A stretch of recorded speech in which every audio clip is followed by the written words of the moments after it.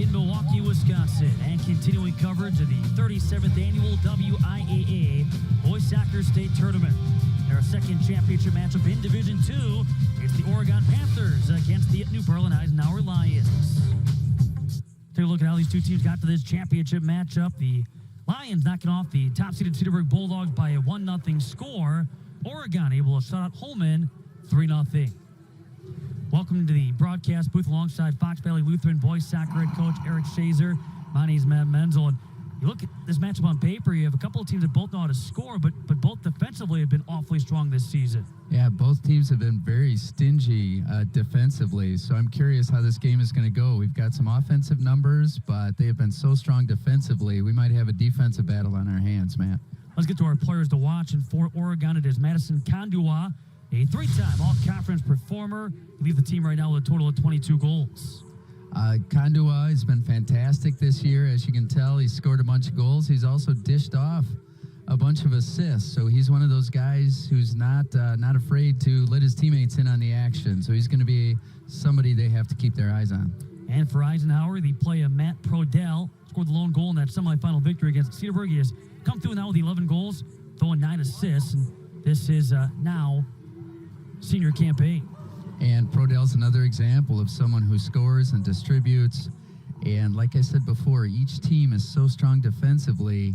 I think Prodell and Kandua, they're probably going to have a tough time getting a lot of looks at goal. Whoever takes advantage of the couple opportunities they have is going to be our winner. All right, so it's the battle for the Division II Boys Soccer State Championship. It's Oregon and New Berlin Eisenhower. Kickoff is next on Fox Sports Wisconsin. There's just one place where students are students first, and athletics are played with purpose and perspective. That place is your local high school. High school sports offer more than the joy of competition. Studies show that student athletes are also likely to enjoy greater levels of achievement in other areas of their lives, including academics. High school sports, a winning part of a complete education.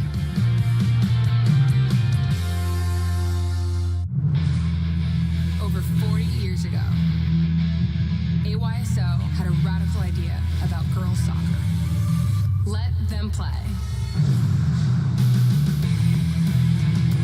Now every weekend, girls play soccer with passion.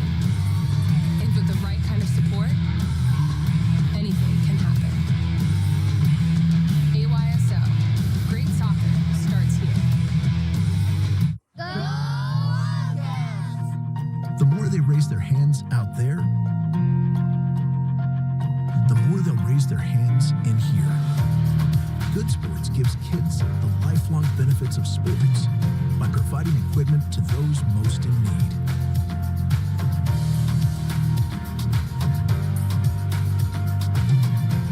Donate today, because kids who play do better.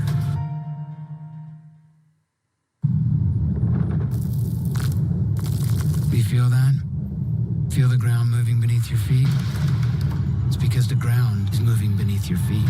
You're in a real earthquake, one that registers 2 miles away on the Richter scale. The administration tried to stop it once. They were worried it would break the stadium. Instead, it just breaks your will.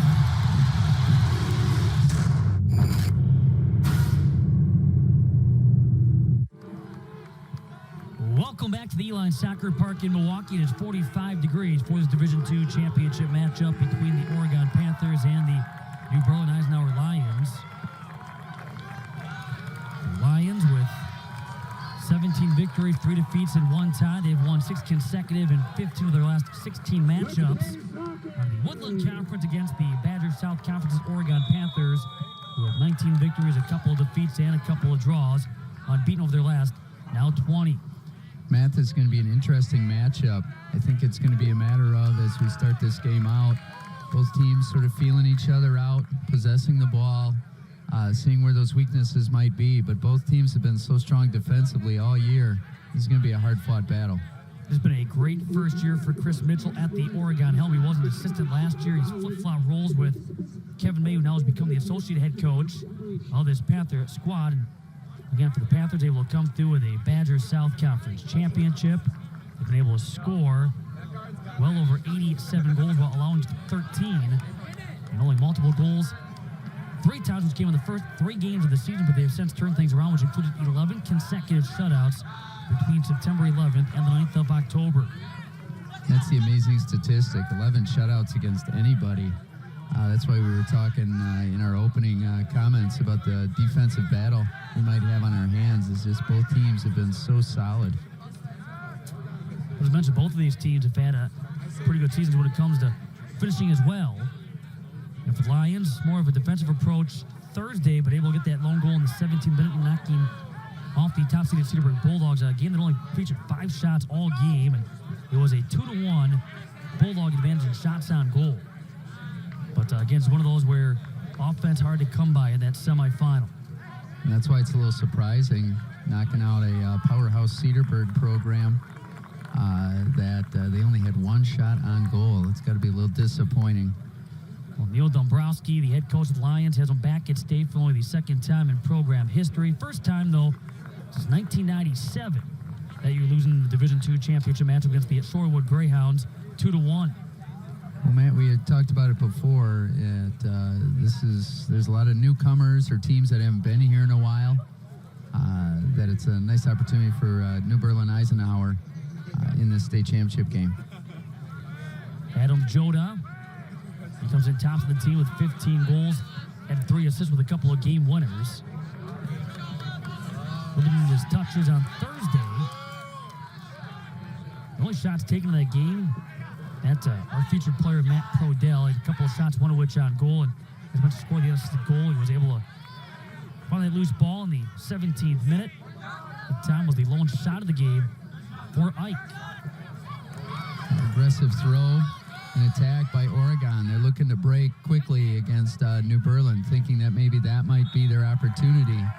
That quick transition as soon as Duncan Morgan had that save, easy save. He got down on it, came up, throwing, good long throw, almost out to half, trying for that quick counter. We saw that run from Zach Roscoe, the senior defender, but so here watch this from Duncan Morgan. Just right away, looking to maybe catch New Berlin Eisenhower. Just relax just a little bit. Usually you notice on throw-ins, punts, kicks, that there's just everyone sort of takes just a little break. And Oregon was looking to take advantage of that. Joda, Colin Bierke, a junior in the midfield. He's fun to watch. Same thing with Madison Kandua, making this offense go for Oregon. They're back in a championship match, looking to win a title for the first time since they won the Division II title back in 2013. Duncan Morgan, a second-team all-conference selection this fall in the Badgers South. He was here just last year, and the Panthers lost in the final against Whitefish Bay 6-1. Man, what blows me away, Duncan Morgan on the season, about 38, 39. Say, well, he's probably had a couple saves in the tournament here, but, 40 saves on the season, that's crazy. Well, I'm glad you brought that up because that's kind of been the theme for the Panthers and their defense this season is they want to put the clamps on the opposition. They have a little pregame cheer the defense does with one another, and that's the whole mindset. Putting the clamps on their opponents, and to the point they don't even have Morgan touch the ball. That's kind of their goal. To get the shutout, they don't even want to give up quality opportunities to the opposition, and Morgan's been quoted as saying that, for him it's been fun, it's been boring, it's been exciting all at the same time. He has that 0.72 goals against average, and he has helped his team record a ridiculous total of shutouts. With their latest, upwards of 16 now on the year. And Matt, sometimes what people don't realize is when your team is so strong defensively, it's not just because you have 4 good defenders or a good goalie. It's because you've got midfielders who are committed defensively. It's because you've got forwards who are committed to defensively. When you're that solid, as both teams have been this year on the defensive end, it's because everybody, all 11, have committed to being solid defenders. That's one of those things I hate when, people, what position do you play? Well, I'm a defender. So that's what Powell was before becoming a goalkeeper. First year between the posts for the Lions, and this is senior season. At 1.04 goals against average. And he's coming off that performance in which he was needed to make 2 saves. His defense doing a fine job, not again allowing many touches to come his direction. Dangerous ball. Boy, great look there in front with Vance Pleka, the junior forward for the Lions. The Oregon Panthers just a little loose defensively. Here the ball comes across. They don't close it out. That was from Carter Emick. Got number 9. Pleka with that attempt that goes wide. Vance Pleka just sort of hanging out in the middle. Closest defender was 5 to 10 feet away. A little surprising considering what we've been talking about. But I hate that when people say, oh, I'm a defender, or oh, I'm a forward. No, everybody on the team is an attacker. You know, the good teams, everybody's involved offensively. Good teams, everybody's involved defensively. So your forwards need to be good defenders. Your defenders need to be good offensive players. So the good teams, they have that combination of skills in all their players. Carter Emick coming back along this near wing, trying to find Matt Prodell. Steady of Zach Bennett. Bennett's been part of this midfield for Oregon, although a factor on both ends of the field and has that strong leg, not afraid to shoot from a good distance. The pass from Madison Kandua. I'm interested to see Kandua and Bjerke work together. They've been very active so far in these opening minutes. New Berlin Eisenhower is going to have to make sure that they lock those 2 guys down. Defensive approach there, forcing the ball to bounce by Josh Kruba. And that's a good example, Matt, of what we were talking about before. Kandua forces the turnover because he's willing to hustle even after possession had been lost and pressure the defender. Look at the shot off was blocked. Not much to work with Jake DeFrance.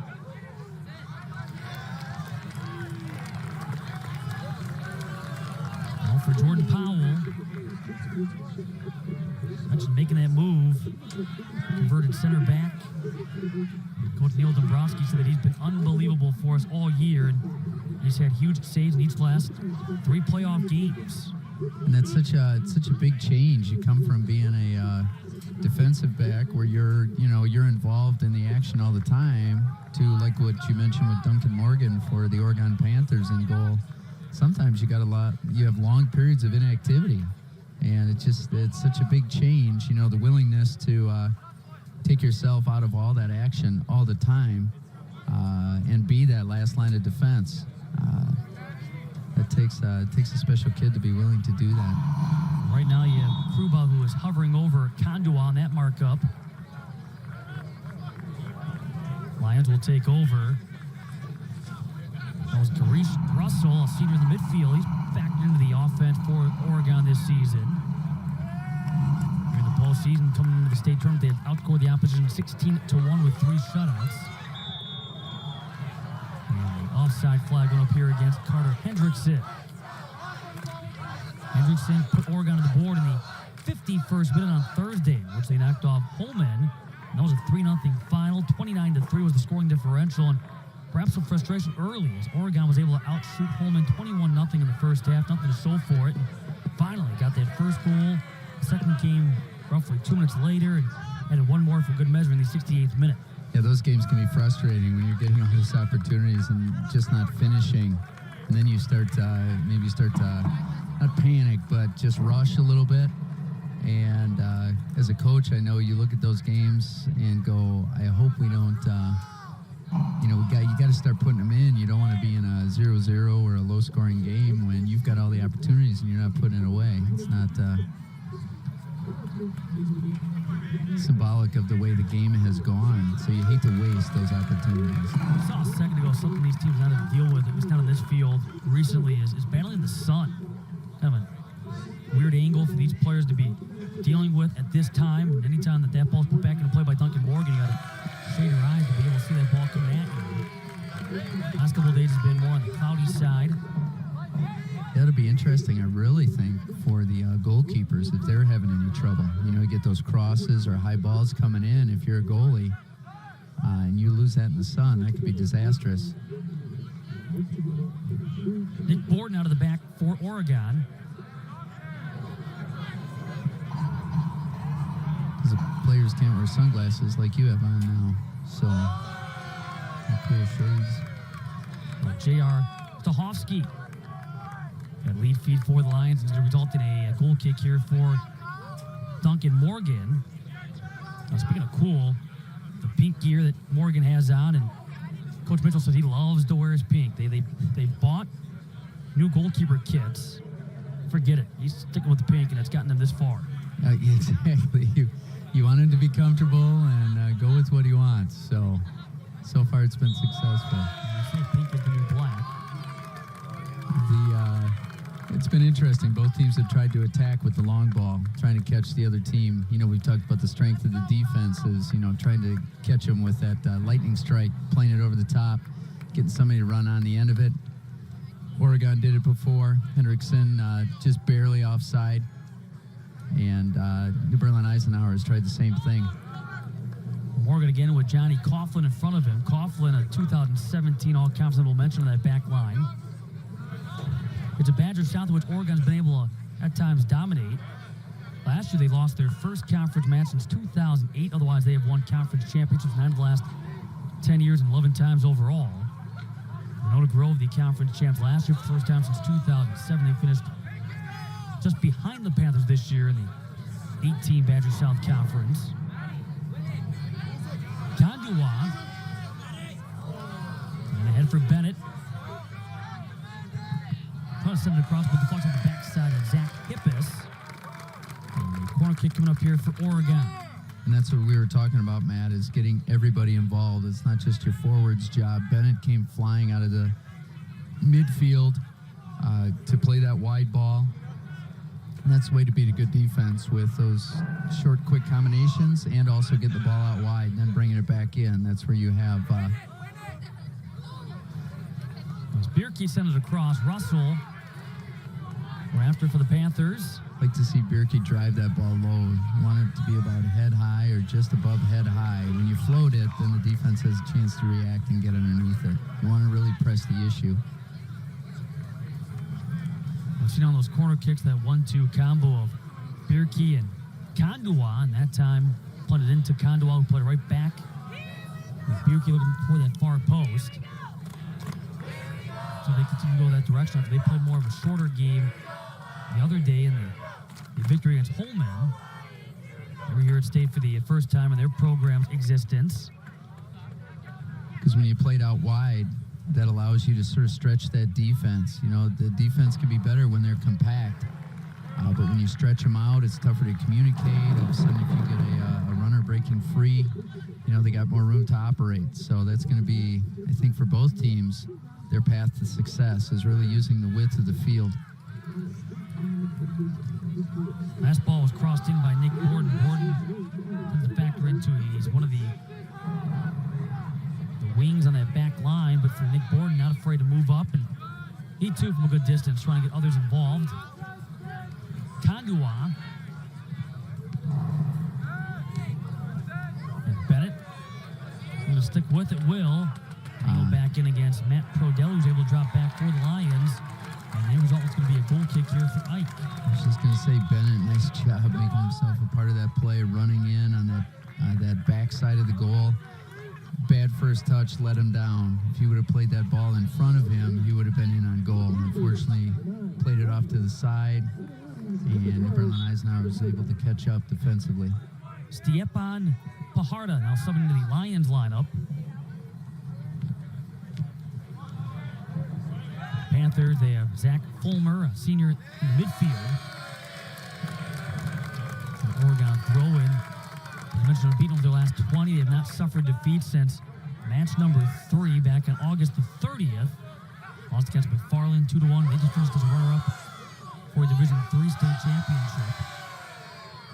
Rough start, though, for Oregon. They jumped out of the gate. Yeah, they won their opener against Pewaukee, but then back-to-back losses against Sun Prairie and McFarland. Those 3 games combined, allowing a total of 9 goals while scoring a total of 8.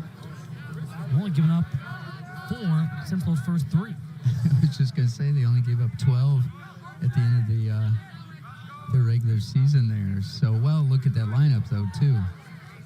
Pewaukee, always solid. Sun Prairie and McFarland, who are both here at the state tournament. That's exactly what you want to do. That's how you get better. Kandua was knocked away with Carter White. Nice idea by Kandua. Dragging that ball diagonally back across the face of the goal. It's always a dangerous pass. Pajarda, he played well against Cedarburg the other day. Call for the leg with there, mate. Little wrestling move. So far, the Oregon Panthers have had the better of the run of play. Obviously, New Berlin Eisenhower had the most dangerous opportunity. But so far, the Panthers have, I think, done what they've wanted and gotten Kandua and Bjerke involved offensively.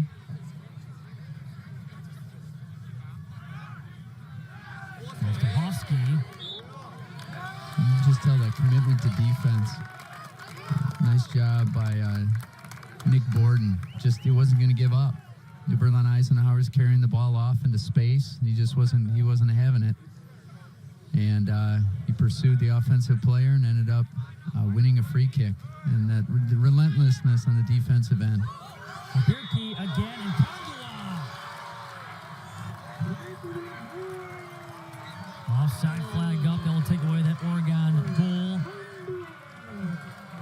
After Bjerke went the direction of Kandua. Wow, that's exactly how you script it. You be the judge. That was a nice ball. Yeah, it looked like he was just a step behind any of the defenders. But that's exactly what you want. If you're Oregon, you got to be on the edge, and you're going to get some of those calls. Because if you're not aggressive, then you're not getting on the end of that ball. So you got to keep being aggressive, and next time he's going to be onside. But it's going to be that close. But again, there's that combo with Bjerke and Kandua. And for Bjerke, he has 15 assists. That's the tops of the team, and the majority of those assists have come off Kandua finishes. Yeah, it's nice. If you know when you're a passer, you know that your teammate's going to take care of business on the other end. And you're actually just a touch more willing to play it through when you know they're going to finish the job. Prodell. Hippus. Pressure from Carter Hendrickson. White. Prodell. That's one of those plays too, Matt, is Eisenhower got lucky that Kandua was offside. If that was on purpose, they stepped up, or if it just so happened they just got beat and Kandua was just a little too fast and got behind him just a step too early. A.J. Casares on the outside. He was a 2017 All-Conference Honorable Mention of the Woodland Conference. Nice run by A.J. Casares. And again, there's your midfielder running onto a ball and taking a good shot from this angle. That looked like that had a real opportunity to go in. Obviously, Morgan thought so because he went after it. This point of the matchup, we like seeing players take shots from that distance, just maybe in this case trying to test Duncan Morgan. I think so, yeah. You want to make sure the goalie is alert. Maybe let him know, hey, we're not afraid to shoot from anywhere in the field. Because that may change his, as he's looking, instead of playing a pass or a cross, he's looking for a shot. So he finds himself maybe not in position when a pass or a cross is made. So I think that can make a huge difference. Especially this early in the game, too. You want to, maybe you do catch the goalie thinking, well, they're not going to shoot from out there. Well, Stahovsky with his Lions corner kick. Lions with one corner kick on Thursday.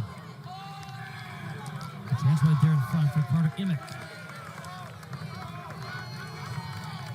Nice job by New Berlin Eisenhower. They really haven't possessed the ball much, but they have had these opportunities down here out in front of the Oregon goal. This is Thursday all over again.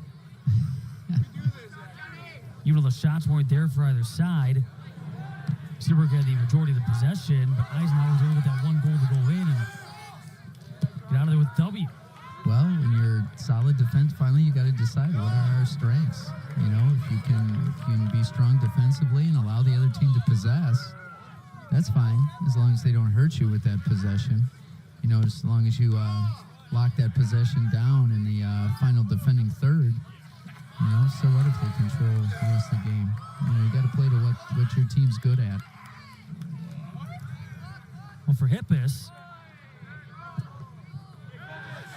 turn back before the ball was Vance Pleka. He had a decent look here in this first half for the Lions early. White over again off the head of Zach Hippus. Bennett. Nice job by Hippus, just being aggressive. Getting Kagawa on the move. And he have That would have been a nice touch. He almost brought that down. That would have been highlight reel stuff right there. some zip and just putting another gear to get a step or two up on the defense.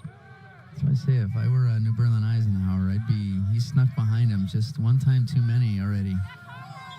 Emick getting knocked down, but watch Kandua. All of a sudden, he just takes off. You see right here. Yeah, look at that closing speed. He brings that ball down. That's a goal. That against Kruba. And that's something that those outside fullbacks, you gotta know where he is. You gotta put a body on him. Kruba can't let him just run by. You gotta put a body on him so he doesn't have just a free run. Make a little contact, just slow that run down just a little bit, just enough to put him off. So again, Kandua trying to make something happen. And assisting the team sectional semifinal against Grove, and then came through with a goal 48 seconds in overtime in the sectional final against Elkhorn area. 1-1 draw. A 5-4 shootout advancement for Oregon. There's another tough team that we see here, or at least is in the late rounds of the sectionals all the time, is that Elkhorn area squad. Lost to Whitefish Bay for the 2016 Division II state championship. Zach Bennett getting a break. A look at Carter Hendrickson. And flies over there to Zach Fulmer. Emick. They're against Hendrickson. Out of the midfield, deflects off Khaled Birki. All counts I will mention in 2016 up his status to first team here this fall. Rightfully so is again the number 2 offensive threat in this Oregon lineup. Emick. And a handball here against New Berlin Eisenhower. Man, we've noticed so far in the first 20-some minutes of this game just how both teams are relentless defensively. There's no give up. And they make just everything. You very rarely get time where you're in space with nothing, nobody on you, nobody pursuing you. There's just always somebody coming hard, and it forces you to make quick decisions. Maybe not hang on to the balls as long as you should or could. And you tend to try and get rid of it faster, and then sometimes it's not the pass you want.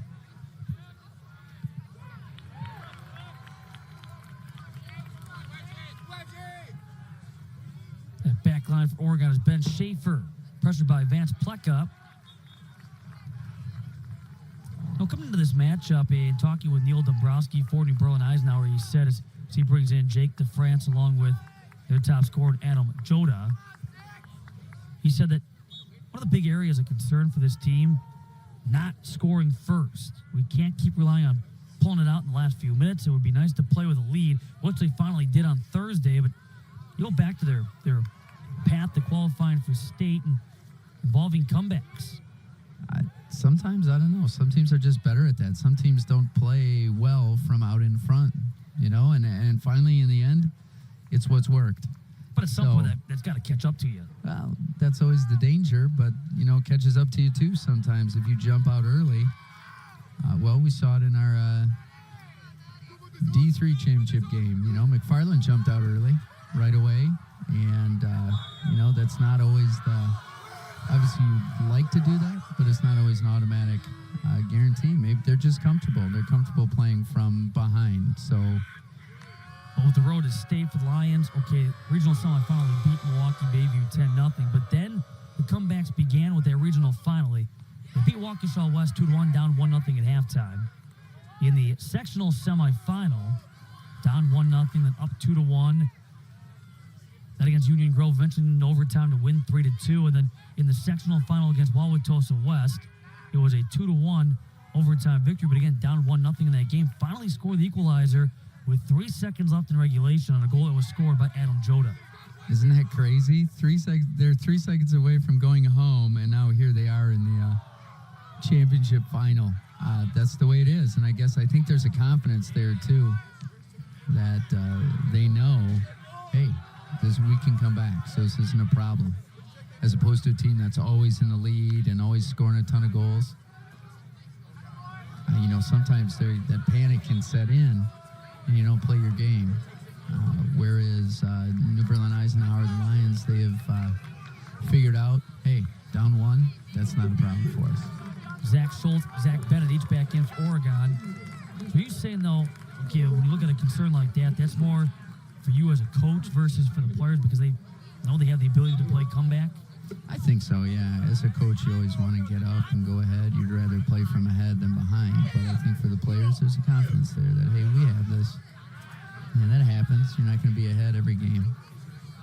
They're more, that term, battle-tested. They've been in those, you got to grind out the victory, and you got to fight that uphill battle. That can be good come championship time, as opposed to the flip side where you're just, devastating people. And then all of a sudden you find yourself in a close game, or you find yourself down and you've never really been in that position and you're not quite sure how to handle it. So I think that pays dividends. Jota has come through in many ways this season with 4 multi-goal performances, a high of 4.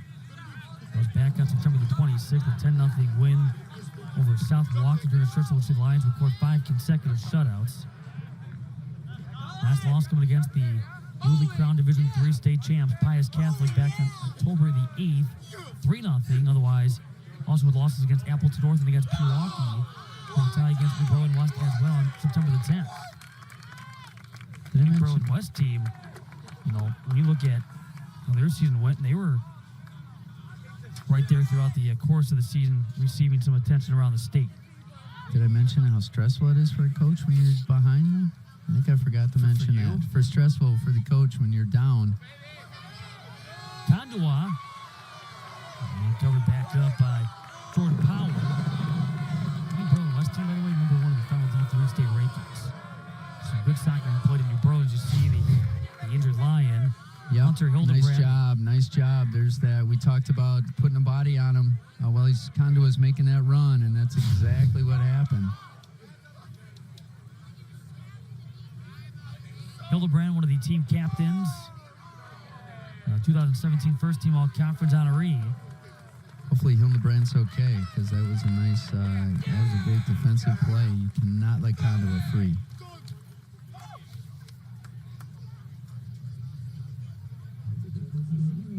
Trying to figure out, did he get poked in the eye? Yeah, that was weird. I don't know if he just tweaked something. It looks like, I wonder if he didn't get jabbed in the face or something. It looked like on the replay anyways. The eye gouge.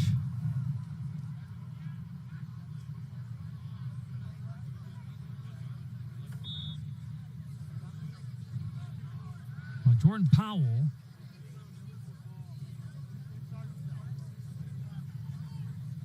as he puts it back into play. Bennett. Zach Bennett up this right side of deflected off of Matt Prodell. We're talking about goalies in that D3 final, and Jordan Powell for New Berlin Eisenhower. Well, Bierke trying to come across again. He had Kandua, but it's covered up by Jordan Powell. Jordan Powell with some good size in there. That's one of those big, tall goalies. You want to hit it low. This is how Bierke and Kandua, how dangerous they are. Look at that. It just seems like they're always on the verge, always on the edge of something spectacular happening. Intercepted by Kandua, but the offside flag going up. He is so tall, Jordan Powell is, that they don't even list his height in the submitted roster. They're one of the only teams that keeps that. It's secret. Yeah, it's secret. There's a taller lineup, though, for the Lions. I'm not going to tell anybody he's 6'5". He's probably not quite that. I don't know. It's hard to tell. You're 6'5". We should take you out there. Well, can that factor in? I mean, if you're facing the Lions and you look at a roster, you see size, can that factor into your game planning at all? Does it?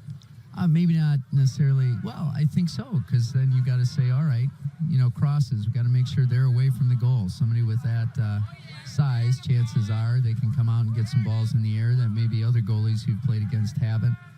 And certainly your attackers, they got to know that ball's got to be low, because anything high with that size, chances are they're going to get to it. So you got to really focus on just hitting it low and hard. It was off of Matt Prodell. Prodell gets a good, it almost surprised him. I don't think he thought it was going to make it through, but it did. Zach Schultz on the move, knocked away by Powell. Nice job by Powell coming off his line. But Prodell, if he's able to bring that down, he's sitting on that back post all by himself. Bjerke's done a really good job for Oregon all game, just really shielding the defender. Eisenhower's really tried to mark him up. They've had somebody on him.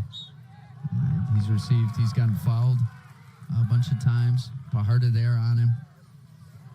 But he's done a good job shielding the defenders and then giving himself an opportunity to play, especially through to Kandua.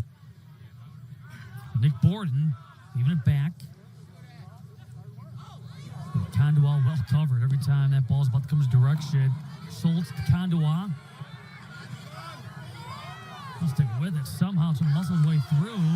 He goes down, ball still loose, and now cleared. Emick able to clear for the Lions. And Kandua nearly taking 2 or 3 guys down with him. Through those 2 or 3 to getting an attempt a shot against Jordan Powell. On his near side with Zach Kippis. Well, Eisenhower's doing a great job. They know who the danger guys are, so they've done a nice job of swarming it when they have the ball and making sure they got somebody on them, not giving them much room to breathe. After the injury to Hunter Hildebrand, he's about to sub back in for the Lions next break with possession. And along with Vance Pleka and Alex Casares. Back to AJ Casares. And taken away by Zach Roscos. Russell.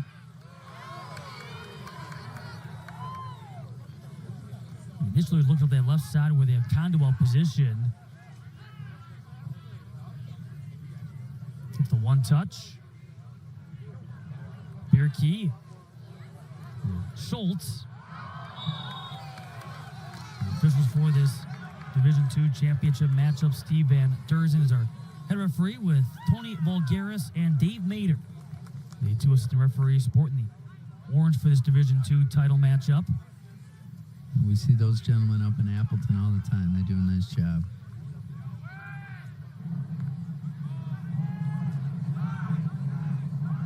I expected to say nothing different as Stefan I'm looking for a call. Pajarda. I'm looking for a call next In the season. future. Maybe they'll feel sorry for me. Hippis. Remember the nice things I said. Eisenhower's being super careful defensively. They're not really involved in the attack. I think they're content to let those 4 hang back flat across the back there. He's just got to keep such an eye on Bjerke and Kandua. I'd like to see him put somebody up on Bjerke, because right now you don't want him to turn and run at him, because that's what's going to happen. Trying to lead that feed for Kandua, but the offside flag going up. Bjerke, Kandua.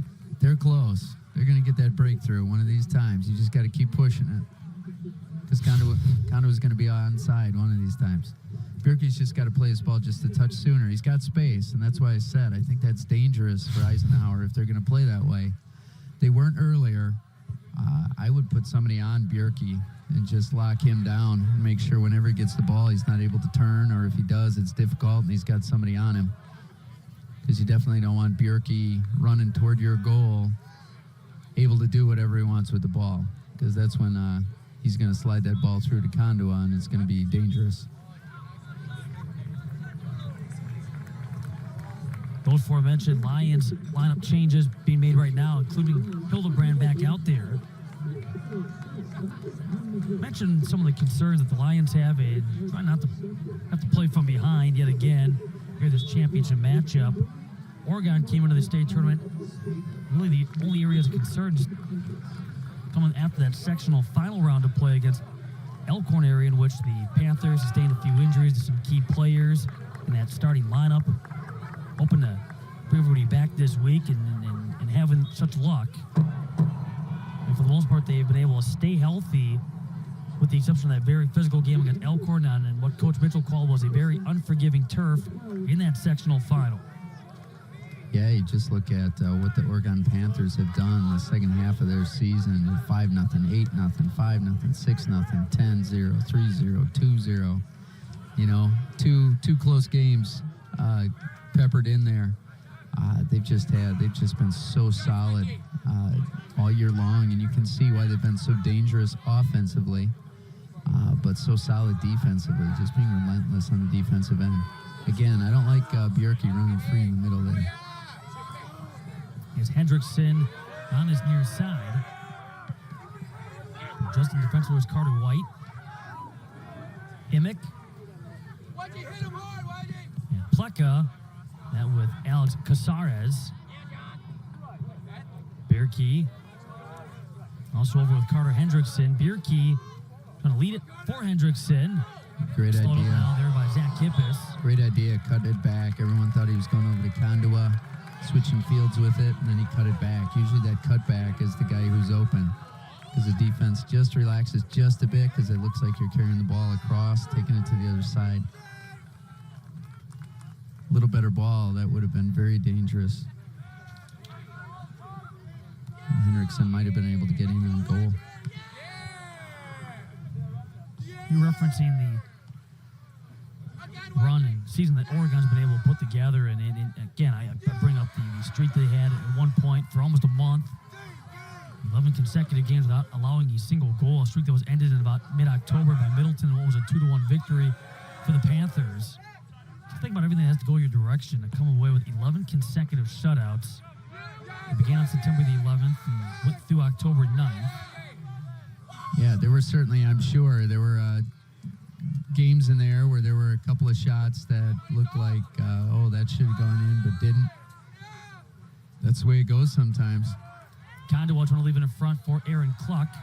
We saw that in our D3 final. You know, McFarland will watch that tape, and there's a couple of shots that should have gone in, a couple opportunities that should have gone in.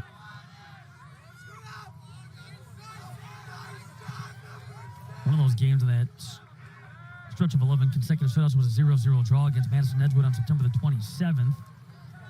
That was a program that was still playing as of last weekend and trying to qualify for state. Carter White.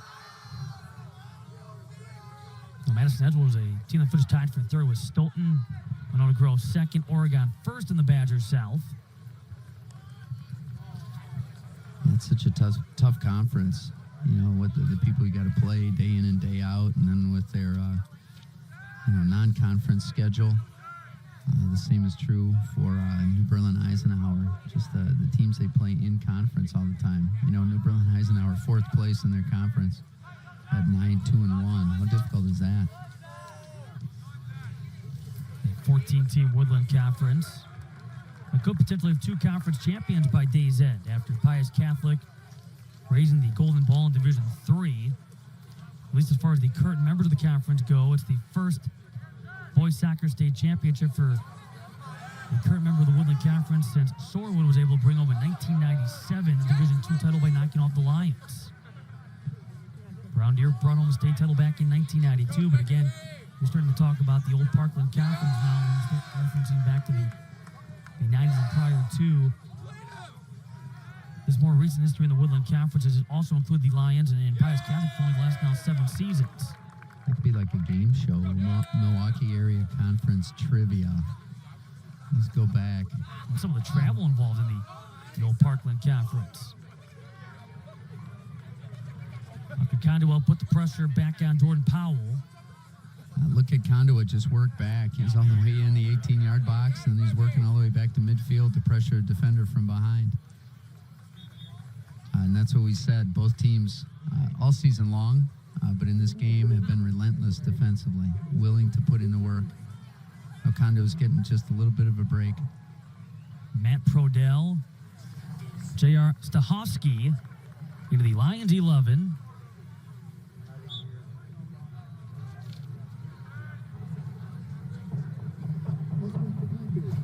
Mentioned concerns about strength for these two teams, and with Burl and Eisenhower defensively sound. We've seen that already in this matchup we saw in the semifinal on Thursday. We don't have a single goal scorer that we rely on, according to Coach Dombrowski. We share the goal scoring burden throughout the team. Prodell's been playing very well lately. Already talked about Joda. We've seen in this first half, Pluckett coming off really close to finishing. There's been that resilience, that mental toughness this postseason, especially because, again, part of the semi on Thursday, each last now 3 games, conceding a goal first and having to come from behind to win twice in overtime. Matt, we've talked about that in previous years too, whether it's good to have someone, a go-to scorer, or it's better to have just a solid team where everybody can do it. And I don't think there's any magic answer to that. There's, some championship teams have had just a go-to guy, and others have had just a good, solid lineup. And finally, it's whatever works for you. But it'd be nice, to have that 1 or 2 guys that can do special things, in a game. And that's why as I look at this, you see who's been most dangerous offensively. It just seems like Oregon right now anyway in this first half. It's just had a couple opportunities to do some special things. But Eisenhower's locked them down, kept them off the scoreboard. We've only got 1 actual shot on goal, which I suppose shouldn't be a surprise, considering what we knew about these two teams coming in. Carter White appears to be all right for the Lions. Oregon, it's well-rounded back to the front, according to Coach Mitchell. Very experienced, with 17 of the 22 roster spots filled by seniors, making now officially 18 here in the postseason. Only a couple starters did not play in last year's state tournament appearance. Again, we'll see the team go on and tie Waukesha West. Won the shootout. And then lost to Whitefish Bay 6-1 as the Blue Dukes brought home their 3rd consecutive state title. Again, though, we'll see Duncan Morgan only play 45 minutes, allowing 6 goals and making 1 save. Here's Bierke. He's dangerous with the ball at his feet. Nice pass. And for Bennett.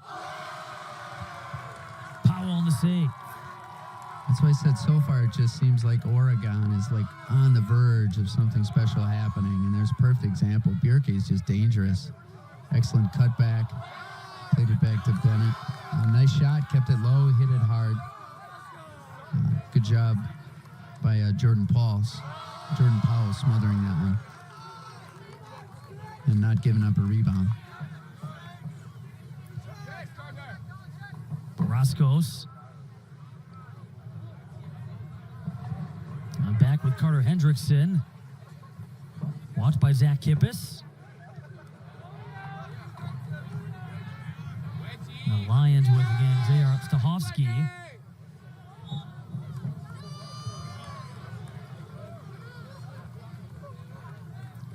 As we approach, a couple minutes left till halftime.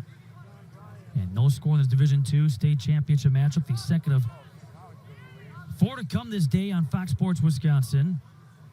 Be interesting to see if Kandua comes back in the game, or if I would think you'd rest him, wouldn't you, for the next 2 minutes? Well, that's what I'm wondering, if Coach Mitchell isn't just giving him this extended rest. He'll have about 15, 16 minutes of rest here, come out fresh. As we've mentioned, he just does he's so relentless up top. He's making all those runs. Defensively, he's willing to work back.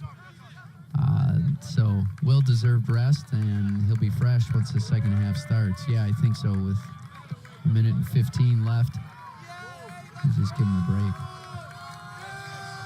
Here's Zach Kippis. Bierke's the other one, too. He does so much work up top and defensively in the midfield. I was wondering, he's still out there. Again, I'd like to see Eisenhower pick him up. They're just letting him run free and picking him up late. Sent upfield by Aaron Cluck. And Bierke, slowed up by Carter White. Bierke almost came away with that. Again, they're letting him run free and picking him up late. And that just seems like a recipe for some danger anyway. Buki not giving up, and on the pass with Hendrickson. Hendrickson! Right at Jordan Powell. Hendrickson, a better touch on that first one. He would have had a much better shot. That one made it a little tough. He had to rush that.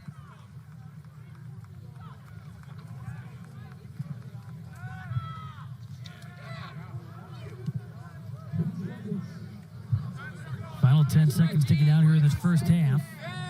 I think Hendrickson and Bennett are going to look back at that first half and think, man, we should have had goals. Oregon in the same spot they were in just a couple of days ago where maybe they had the better of the looks, but yet nothing to show for it on the scoreboard. No score in this Division II state championship matchup as the Oregon Panthers looking for their third state title. New Berlin Eisenhower in their second state tournament appearance looking for golden ball number 1. Our halftime report coming up is we continue with the 37th annual WIAA Boys Soccer State Tournament. We're live on this championship Saturday on Fox Sports Wisconsin.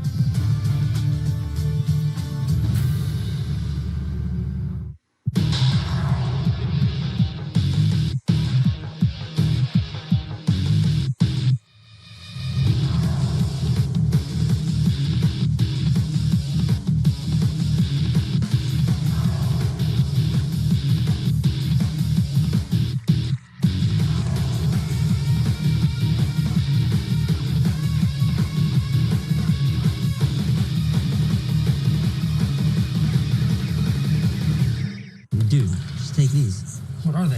Don't worry about it. They're just painkillers I took for my dad. Okay, sir. There are no refills on this prescription. What's going on with you? You're shutting me out. You're flunking out of school. I'm done.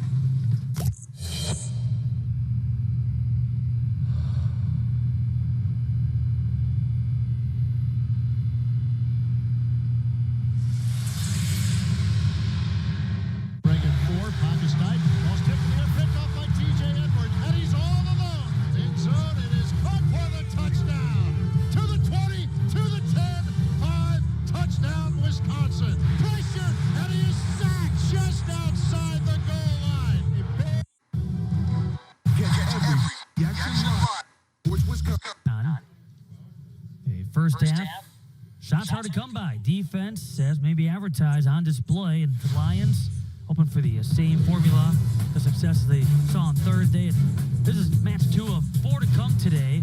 Up next in Division 1, Marquette going for a WIAA state record 5th consecutive title as they take on the Hamilton Chargers, a fellow Greater Metro Conference foe. And University School of Milwaukee is taking on Amory in their second straight and overall state tournament appearance in the championship match for the first time. That's the nightcap in Division 4 at 7 p.m. Matt, looking back at this first half, not surprising given their standing at the end of the season in the coaches poll. Oregon number 2, New Berlin Eisenhower 9th, and the defensive prowess that they both came into this game with. An early chance for Eisenhower, but it's been Oregon late in the first half has seemed most dangerous. I think it's just a matter of time before one of these teams gets on the board. We'll come back and talk more about the first half when we come back. In this Division II state championship matchup between Oregon and New Berlin Eisenhower, it's boys state soccer on Fox Sports Wisconsin. They learned important part they get set for life. Mom, if Amy doesn't get better, serious? Place where stiff competition begins. In the championship game for you, at least through 45 minutes. Chances hard to come by. Defense by 7 so far. Oregon on defense early with the Lions. Going to strike early. They've taken a total of 4 shots, one of which on goal. Duncan Morgan has made 1 save. We have seen that Jordan Powell has made a total of 3 saves. It's been the combination of Colin Bierke along with Madison Kandua looking to make things happen. Kandua actually scored a goal at one point that was waved off because of an offside call. New Berlin Eisenhower has had to be very stout defensively because Bierke and Kandua have been dangerous all game long. Eisenhower's going to have to take advantage of any opportunities they get. Yeah, shots hard to come by. Shots on goal even more difficult. Each team with one corner kick. But again, you see that stat, 5-0 in offside calls against Oregon, which again, disallowed a goal that was scored by Madison Kandawa. The Oregon Panthers, they're just on the verge of scoring a goal. They've been so close. All those offsides, they were offside, but it was just a step. So it's going to happen in the second half, I think, for Oregon. So Eisenhower's going to have to figure that out, bump those runners, make sure they put a body on Kandawa, and take advantage of their chances. All right, so Oregon playing for a third state championship. Lions looking for number 1. The second half is coming up from the Eli Soccer Park in Milwaukee. It's Boys State Soccer on Fox Sports Wisconsin. It's easy to spot people who participated in high school sports and activities. Right on time. They learned important lessons, like leaders that last a lifetime. Don't be easy villains and easy. Now for the Division II Boys Soccer State Championship, and yes, those shades, a necessity. It is a sun-filled afternoon up here in the booth here in Milwaukee. We're battling the sun, the shade. Eric Shazer, Matt Menzel. Thoughts on the first half? Matt, it's what we thought it would be, a defensive battle. Oregon's had some good opportunities, so I'm excited to see the second half. I think somebody's going to break through, and then the other team's going to have to play some catch-up. And shots hard to come by, just 7 combined between these two teams. We were talking about the Woodland Conference and the fact that, okay, Pius Catholic able to bring home a state title. Eisenhower looking to do the same. And the last, at least, of the current members in the Woodland Conference to win a state championship was back in 1997 with the Shorewood Greyhounds. Forget to mention that back in 2006, when they were a member of the Woodland Conference, no longer is that the case. You had the Thomas More Cavaliers. They will knock off Columbus for a Division III title. And that was our crack research staff that dug into the archives and came up with that little factoid. We've got a great crew, research staff. Been working hard for 3 days. They make This is Matt. game 10. They make Matt look good. It's hard to do. So here we go in the second half. These two teams hoping that they look good in this second half and can find that goal that pushes them to the championship. Oregon in the white and black. Brown Eisenhower in the purple and gold. And they're considered the home team, with the home teams wearing the dark unis for this state tournament. We saw that coming out of the first half. Starting the second half same way. Both teams looking for a long ball, trying to get behind these defensive back lines, thinking maybe that's the way to break the game open.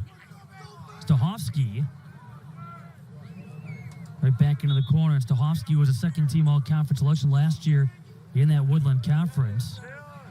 Deflecting off Aaron Cluck. It's such a tough thing when your teammate gives you a throw and it's at your head and you don't really have anything you can do with it.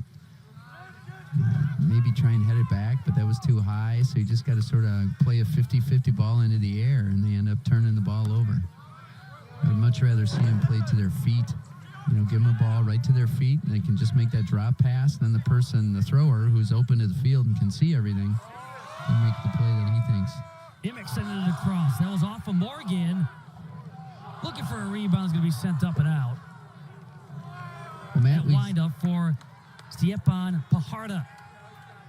Matt, we said Eisenhower's going to have to take advantage of the chances they do get, and here's one of them. Nice cross. And that's one of those you want to do better. You want to get that on goal. Morgan came out. That was a tough ball to handle. I'm not sure what he could have done with that. I'm sure he didn't want to knock it straight up in the air and give him another shot on goal, but coming into the second half for the Lions, a couple of shots taken by Carter Emick. One for Vance Plucka and the other for A.J. Casares. Plucka's been the most dangerous for Eisenhower. He's had a couple opportunities here. Show the highlights. That was the first shot that was attempted in this game for the Lions, and it came very early.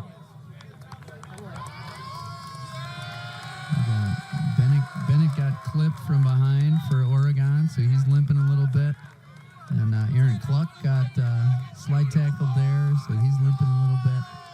I know you mentioned that Oregon's had some injury issues right here at the end of the season. All those bumps and bruises as the stakes get higher, a little more physical at times. And again, that was the case in that sectional final.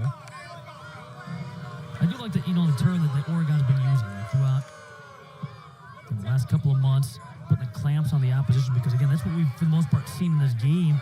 They're just not allowing many opportunities, and we mentioned it's not just about the shutouts, but not allowing looks on goal and hoping that Morgan doesn't have to really move back there. That's just determination. That's what defending is, and they've been willing all season to just get after it, as has Eisenhower. We're going to see who is the most determined right here. Something to head for Bierke. We'll see what Eisenhower does if they try and lock up Bierke. We talked about defending all over the field. Perfect example right there. Bierke just getting after it. Guess what? Now we've got a corner kick because your forwards are willing to work and pressure and stress Eisenhower's defense. That's what they've been doing all year. The second corner kick for the Panthers put out the board in. Bennett. This ball to that back post. Bennett's a big guy. He's played a little far. Bennett wasn't really on the move there.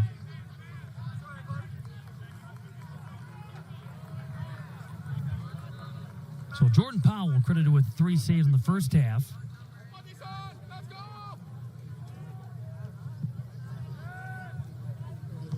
Off to Emick.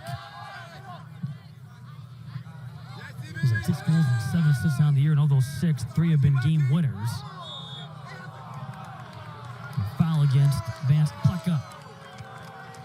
Yeah, definitely a push, and that's something Oregon's got to be careful of. You don't want to get Plecka behind your defense. Let's say that foul isn't called. All of a sudden, Plecka's on the move with the ball at his feet going towards your goal. You really want to settle. He's a big guy, so they want to settle somebody in front of him and somebody behind him. We mentioned in the first half the route the Lions were able to take to get back here to state for the first time since 1997 for the Panthers. A 10-0 win against Wilmot Union in the regional semifinal. Beat Milton in the regional final 3-0 and 2-0 over Monona Grove in the sectional semis. But then that physical Elkhorn area matchup.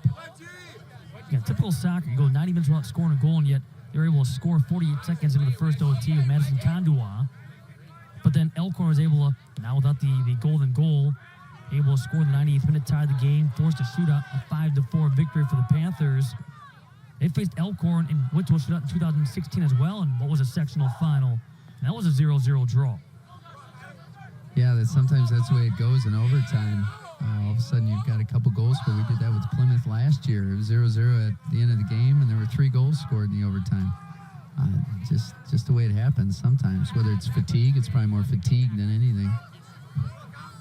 Bierke goes down to the foul whistle against Hunter Hildebrand.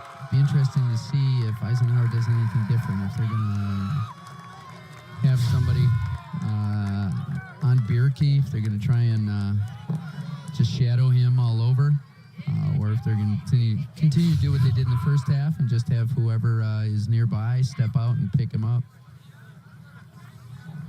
Because he's been the most dangerous player for Oregon so far. Boy, with legs straight, I'd like to see Borden take this free kick. Still going to let Bierke take it. Out to Bennett. The Lions come away with it with Vance Plecka.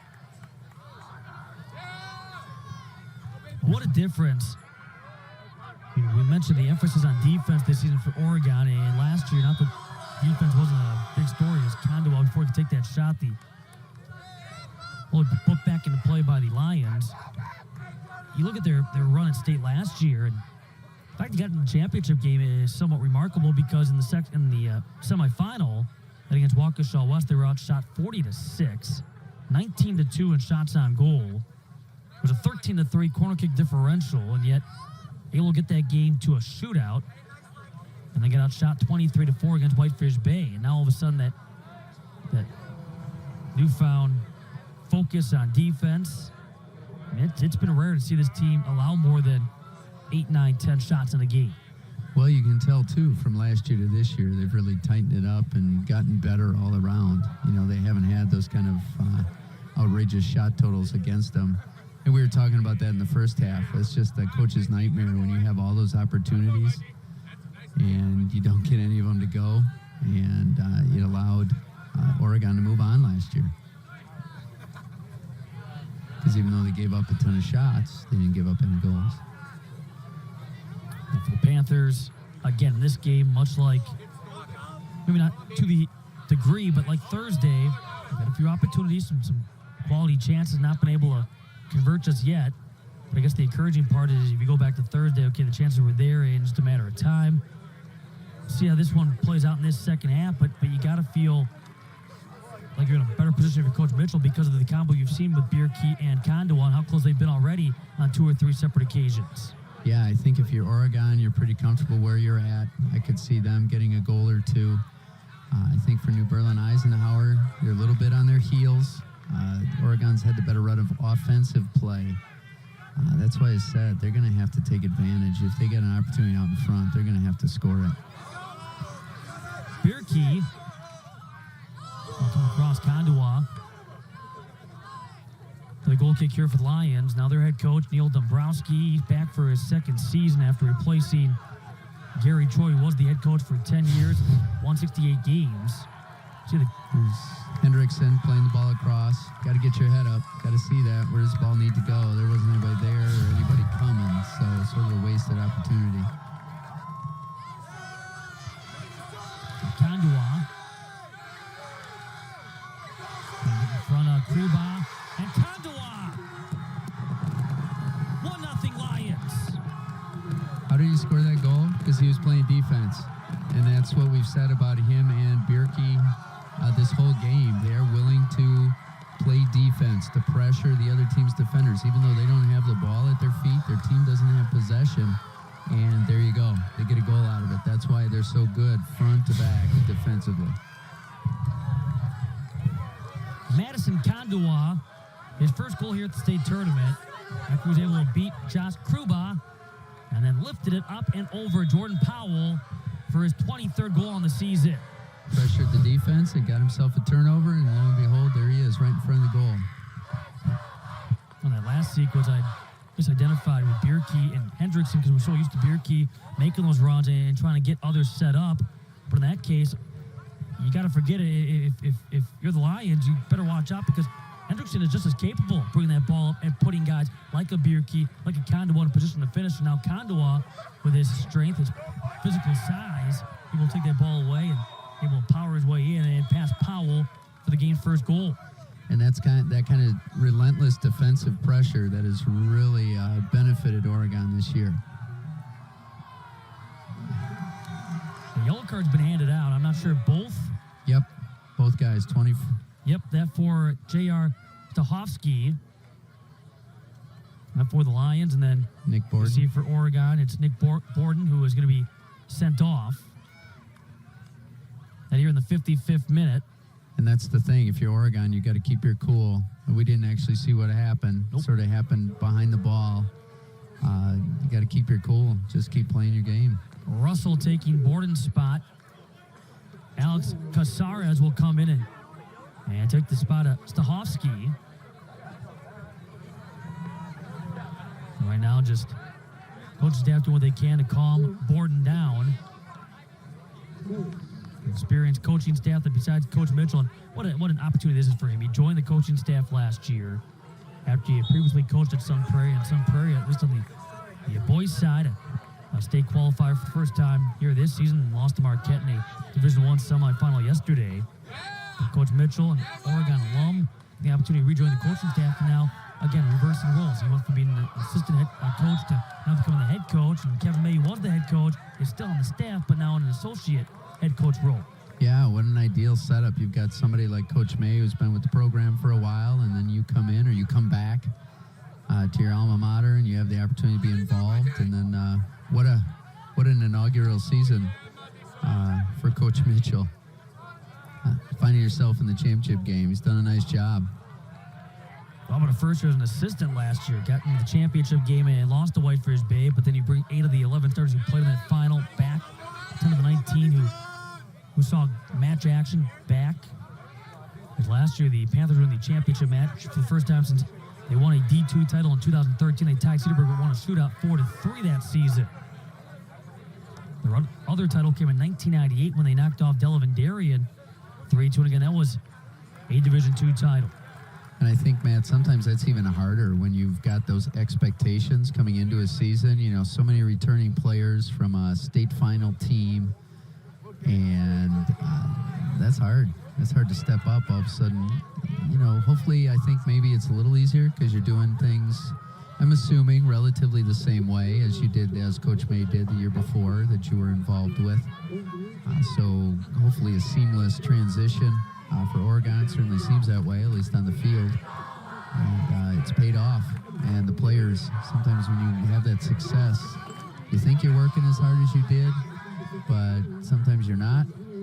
They obviously have worked just as hard as they did last year to find themselves back in this game. A couple of ones by Condual were blocked. You forget that too sometimes when you're successful, all the hard work that went into being successful. And sometimes you take it for granted, or you take it easy a little bit and you don't realize how hard you really worked. Well, for the Panthers, there's been 9 state tournament appearances back-to-back now. Also had 3 straight between 2012 and 2014.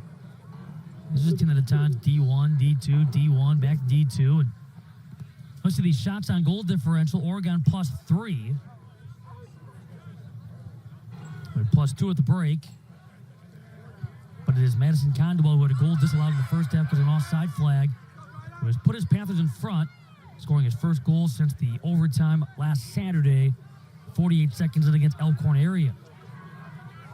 Nice job by Oregon, even though they're up, continuing to pressure. Fullbacks getting up the field, pressuring those outside forwards, and they're still dangerous up top. Conduel.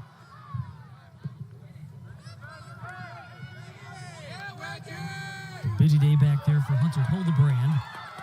And the injury scare in the first half. Paharda will leave it in front. You have Prodell. Emick. Yeah, more good sides there for Lion. But as he tackles a Panther outside the D2, at least ran into, in this case, Ben Schaefer. To Schaefer, whistle for the foul. Schaefer with a hold or obstruction. There you go. And then Carter Immig with the 2-point takedown right there. A good foam tackle. So a free kick here for Adam Joda. Luckily for Oregon, just outside the box. The Lions, hey, guess what? You're down a goal again. Yep. Nothing new for them. No, that's why if you're Oregon, you can't get comfortable.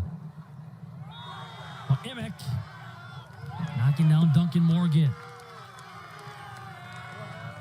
That's some good size against some good size right there. Emick against Morgan. Well, that sectional final against Tosa West, Joda scored with 3 seconds left in regulation. It was an assist by Matt Prodell. He then scored the next goal in overtime, which came in the 95th minute. And Stahovsky, who's since been sent off with a yellow, picked up the assist. And again, we'll see Powell make a total of 3 saves. So they had 0 goals all game, and then they managed within about 5, 6, 7 minutes to score 2 to win it. But like you said, that's the experience they've had this year, so I don't think they're uncomfortable right now. Down 1-0, 30 minutes left. They've been in this, but they've been in worse positions. Bennett. I think, though, that game is a great example. Even Thursday, when the Lions were able to knock off Cedarburg, is a great example as to why the Cedarburg head coach, Pat Sorensen, has called this a cruel game. It can be.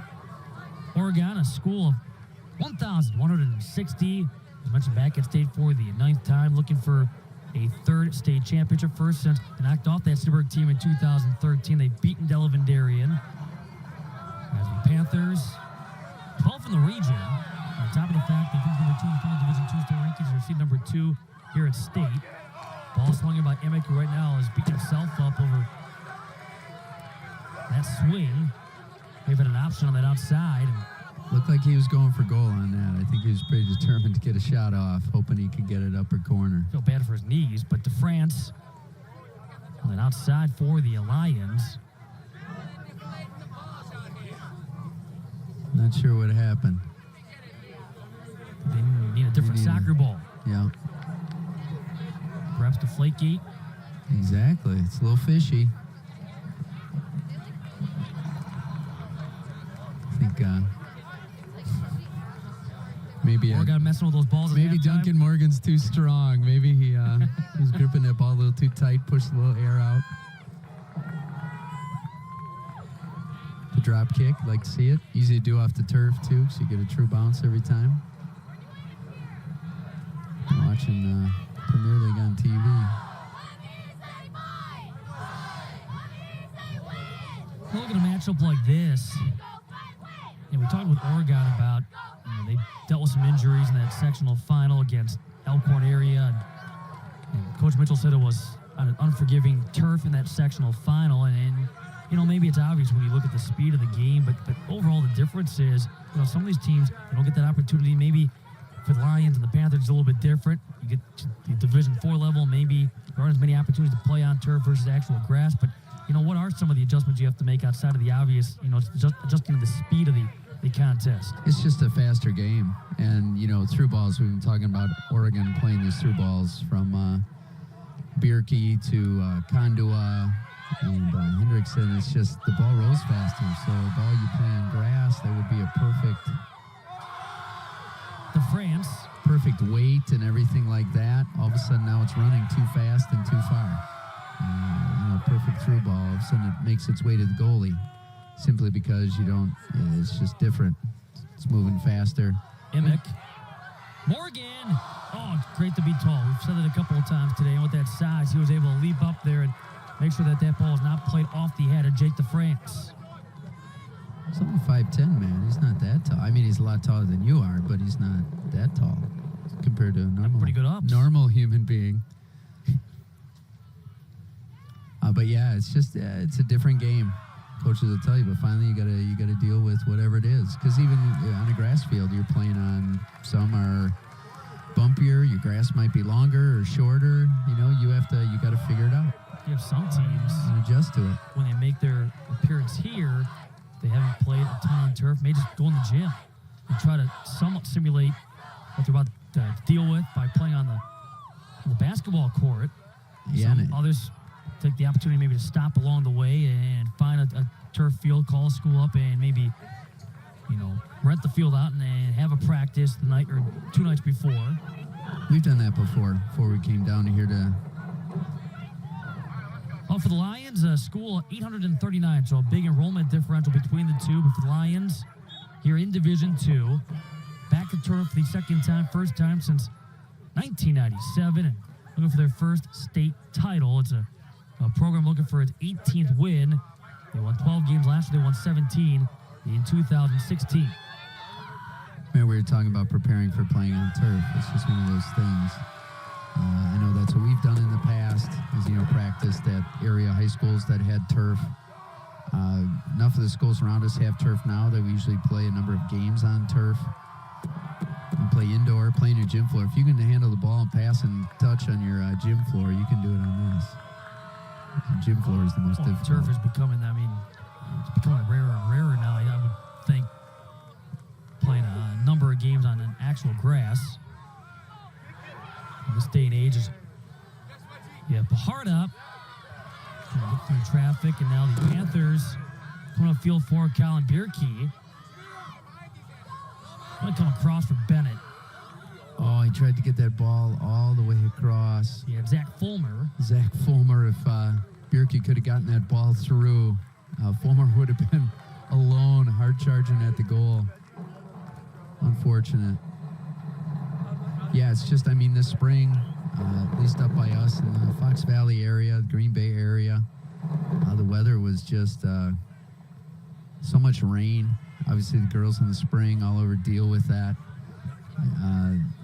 We couldn't even get on our practice field for about 2 weeks straight. So we ended up going indoors, a couple indoor facilities and playing on turf, and had a couple games at Alpton North, local high school, played on their turf. It's just for your soccer teams, your football teams, and then in the spring, not just soccer, but softball, baseball, not to mention your phy ed classes. Just the weather we have here in Wisconsin just makes so much sense. We'll change the subject for a second. How important is this sequence? It's about to change, but Condua's not in the lineup. Bennett's not in the lineup right now for Oregon. This is an important stretch for the Lions. I think so. Coming up, we're getting to that point in the game where they really got to start pushing forward. They can't settle for 1-0 because Oregon is talented enough that a second goal is not out of the question. Hildebrand off the free kick that's off of Jake DeFrance. We will see Matt Prodell, who's also right now out of the lineup for the Lions, along with J.R. Stahovsky, sub back in now along with Kandua for Oregon. He has the Panthers' lone goal. That's why Oregon has to be careful, not taking bad fouls like that. Why would you give New Berlin an opportunity to play a long ball in to their big guys? I mean, those guys up front, Pleka, even though we don't have heights listed here, he's huge. They've got a couple big guys up front. Why would you give them that opportunity? Just play smart. Kondua's back in the game. Taking the ball away from Hildebrand.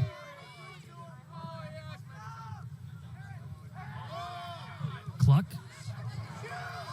Nice find, but Russell along with Bierke. I was going to say Russell was open. A little through ball from Kandua. Russell would have had himself an opportunity. Now just play smart. There's no need to take a foul. Just defend, stay low, get on their back. If they turn their back to you, make that contact, make them play the ball sideways or backwards. That accomplishes what you want to do. So to bring up the coaching situation now with the Lions, having Neil Dombrowski, second year at the helm, and carrying over what Gary Troy had started back in 2016.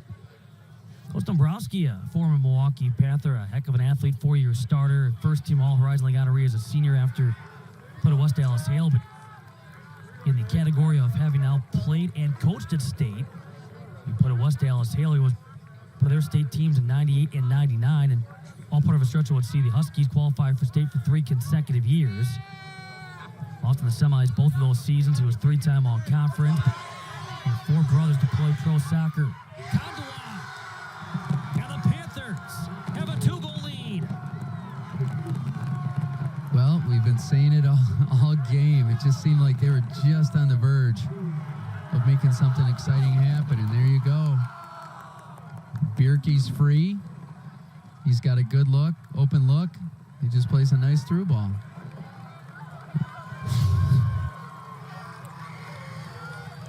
Nice through ball. Kandua cuts across the defender to take him out of the play.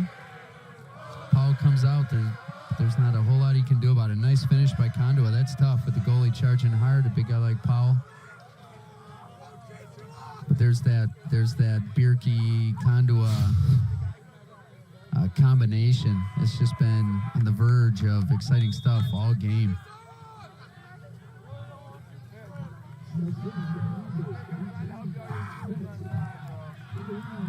So a 2-goal performance for Madison Kandua. Well, last year in that game against Waukesha West, the Panthers had a player, Zach Paisley, was able to score a couple of times and battle against the Wolverines. Now Kandua with a 2-goal performance. After 3 different goal scorers yesterday on Thursday in the game against Holman, Kandua had an assist on the 3rd and final goal in that victory, in which he assisted Colin Bierke in the 68th minute. And I know Kandua is going to get the praise and the headlines because of the 2 goals, and right well he should. He has been phenomenal, and that first goal he scored was just all effort, defensive effort on his part. But Colin Bierke has done such a great job of just controlling the midfield, holding the ball up top, and making himself and Kandua dangerous just with his precision passing, his ability with the ball at the feet. He's my MVP for Oregon.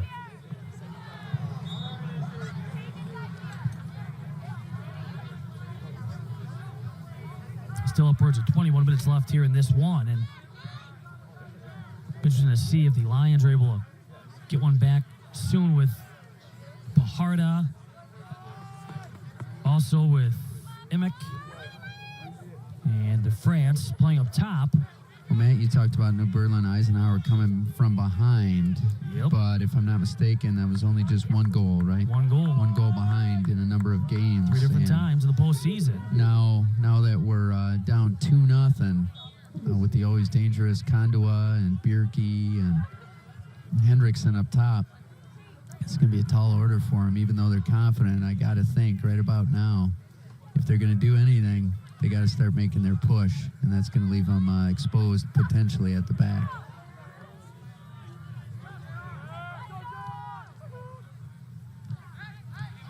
Kondo on the takeaway. Now looking to go 1v1 against Hippis. Here's Hendrickson to his left. Kandua. Look at a handball. Was it in the box? It was. And a penalty kick will be awarded. Now the Oregon Panthers in the 71st minute. A penalty kick with a handball in the box. Up the line up there by Kandua. They're going to let Kandua take it. He's a little tired. That was batted down by Carter White. He's in the box. I was just going to say, too bad Oregon didn't have anybody backing Kandua and Hendrickson up. They were just up there by themselves. But anytime you fired at the goal, good things can happen. Right now, it looks like the Panthers are going to allow Colin McCombs to take the penalty kick. First team all-conference selection last couple of years. He has scored 3 goals on the season.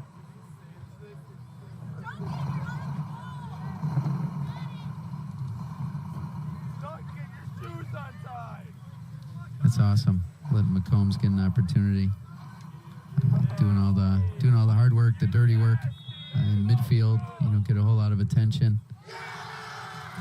Now a 3-goal lead for the Panthers off that penalty kick, shot and goal. And Colin McCombs now with 4 goals on the season.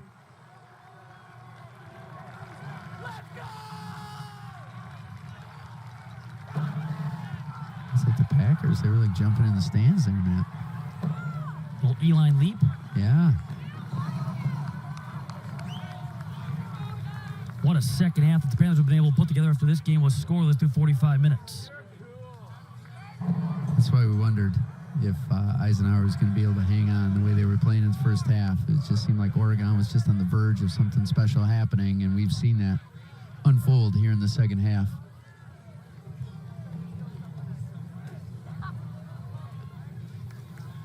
Well, this would be a monumental comeback for Eisenhower if they come back from 3 down against a team. Oregon is such a good combination of defensive strength and just that dangerous attacking ability. They've looked really good today. Been a tough one for Eisenhower playing such a formidable foe. Obviously, Eisenhower has done a good job. 0-0 at halftime. I think they accomplished what they wanted to accomplish. They probably knew that it was going to be a matter of they'd have to get a goal on a counter or something broken if they were going to get ahead in this one. Again, putting the clamps on the opposition, too, are the Panthers and not allowing any real good chances for the Lions. There's been 2 saves. Duncan Morgan's made 2 saves for the Oregon Panthers, and other than that, it's been pretty quiet, nothing too dangerous. Saw Coach Dombrowski a second ago, his father also part of his coaching staff. His dad coaching youth for over 3 decades with the 1994 Wisconsin State Coach of the Year. Nice coaching staff, too. You have Mark Clemente, who's been coaching for over 3 decades. Actually coached Dombrowski in high school. That's awesome. Quinn Dombrowski, undefeated JV coach. Varsity assistant Paul Schmidt, goalkeeping coach. He played collegiately at Green Bay Phoenix. But Neil Dombrowski started to talk about it before the Kandua goal. One of 4 brothers to play pro soccer, and he played 3 years with the Rochester Rhinos and the Portland Timbers, the USL. Played with Portland for a couple of seasons, was drafted in the MISL draft, but never did sign with the Milwaukee Wave. But he's been now with the Lions for a couple of years. A team that came in with 8 sophomores, 7 juniors, and 7 seniors, and brought back 3 of 8 all-conference performers. That's Able to awesome. rattle off 6 straight wins and 15 of the last 16 tries part of this championship matchup. That's fantastic. How cool for Coach Dombrowski. He's coached with his dad. Sounds like he's got his a brother on the as a JV coach, so on the staff. At one point, he coached his alma mater at West Dallas Hale prior to making the move to the Ike program. Just all that with Coach Schmidt and Coach Clementi, just all the knowledge there. You know, these kids are lucky to have that kind of coaching staff and to direct them and help them reach their full potential. Lions come out of a bracket that would also see number 1 Pewaukee upset in the sectional semifinal by Tosa West, 2-0 in overtime. Tosa West was number 4 seed.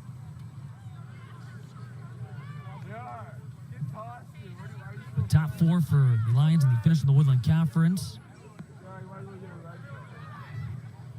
And if you think about it, not that you ever want to settle for a second place trophy, but the fact that you were 3 seconds away from being knocked out of the playoffs, and now here you are sitting in the championship final game, I think you got to feel pretty good about that.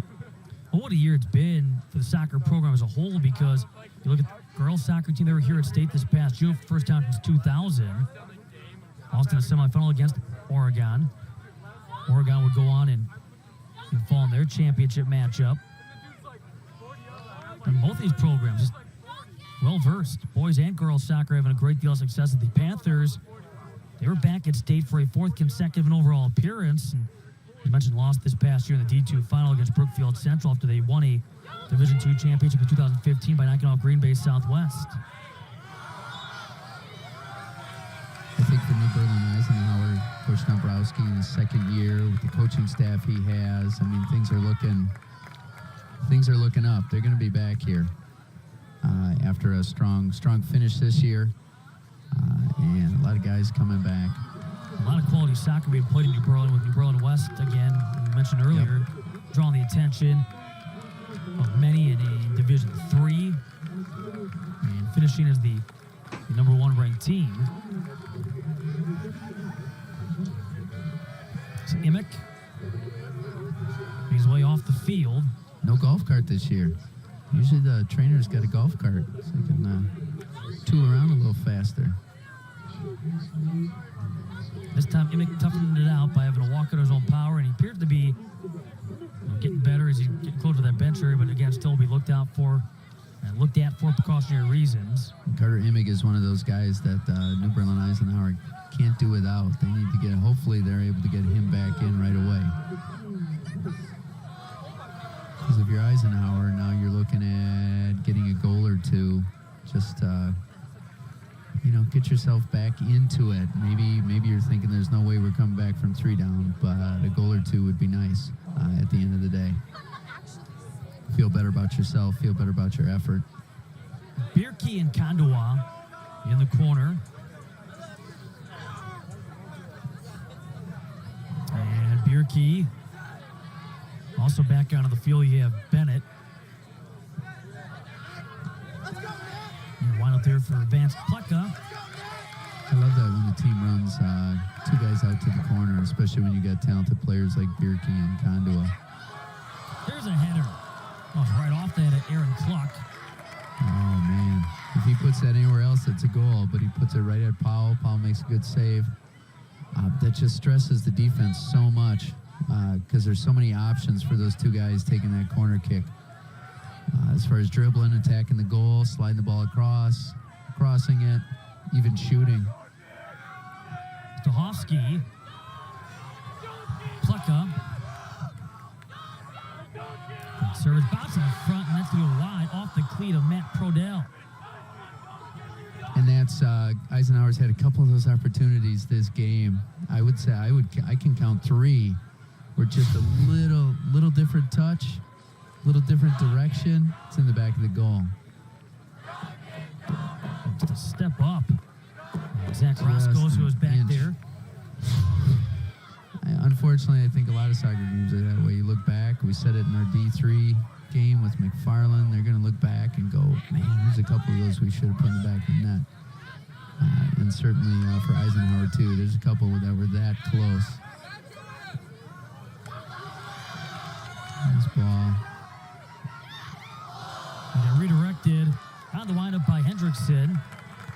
why I said Bierke's my MVP for Oregon. He's just done such a nice job of facilitating everything, getting Kandua the ball, on the run, going at the goal, getting Hendrickson some good opportunities. He's just been so solid in the middle. And I think they just automatically run this play with both of them out there every time. Now the defense has to decide. Eisenhower's doing a nice job. They got two guys out there to cover it. But you can catch a team not waiting for it. You can catch them a couple times a game and put yourself at a big advantage. So a game that has seen Kandua score twice and Callum McCombs converting on a penalty kick. Throwing a handball in the box against the Lions and against Carter White. So a tough break, and now for the Lions, Stahovsky. Nice work by Ben Schaefer there defensively. We haven't mentioned them a whole lot, but the defense for Oregon has just been solid. Hendrickson, and now with Bierke and Kandua on the move. Hendrickson going down following the play on. He is slow to getting back to his feet. That was Carter White on the markup for the Lions. Asking for the ball across the way. You have J.R. Stahovsky. Like get it that direction. Casares, though, will change directions, passing around Cluck. He did all that work, changed directions, and passed it right to Oregon. Sometimes that can be frustrating for a coach, instead of just making the easy play and the easy pass to the wide open guy, trying to be a little too fancy, and then you end up turning the ball over. Also some frustration there trying to connect with A.J. Casares, and tough spot for Steve Van Derzen to be in. A little more diagonal. Not for Bennett on the from Bennett. If long he ball. plays that a little more to the corner flag, Hendrickson is able to get on the end of that. So far today, we have already seen a Division III champion crown with Pius Catholic bringing home their first WIAA state championship. Second state tournament appearance. Knocking off McFarland 3-1 after being down 1-0 and seeing three different players score. Still to come, Division I and Division IV. And up next is going to be Marquette against Sussex Hamilton in the Greater Metro Conference matchup for a D1 championship. Marquette's want to win a WIAA record, 5th consecutive. They've won 4 straight on 2 separate occasions. It'll be their 30th boys soccer state title overall between their time in the WIAA and WISA. Shot and a goal. Adam Joda. I was just going to say, that's the kind of action we've needed from Eisenhower the whole game. They have it in themselves. They just haven't been able to work those combinations. And now, nice shot from Joda. Again, too much space. Too much space. Nobody closed him down. You can't let a player of Joda's, look at that, three Oregon defenders just hanging back in the box. And you can't let Adam Joda eye the goal up, have time, have space. That's what's going to happen. Nice shot. Well, that's what I was talking about. We've talked about the comebacks, and now one more goal. If they get another goal here, we got ourselves a ball game. Joda, his first goal since scoring the 2 in that sectional final comeback in the closing seconds against Tulsa West. Leads the team in scoring. Can't imagine how that felt, scoring with 3 seconds left to go to state. Well, the other thing, though, you got to think about, too, is, okay, you're excited about the fact you're tied the game up. You have to get back down to reality, knowing that you still have 2 more 10-minute periods to play. Yeah, that's awesome. What an experience. Finding a way to do just that and keep your emotions in check. And that matchup from Waukesha North. Kandua getting knocked down. Well, let's see what Oregon does here. Now there's a little pressure. Eisenhower's done a great job of getting themselves back into this, at least putting a little pressure on Oregon. Oregon sort of was having their way for a while. Athletic training staff will come out and check on Madison Kandua. So stoppage of the clock. We're in the 81st minute.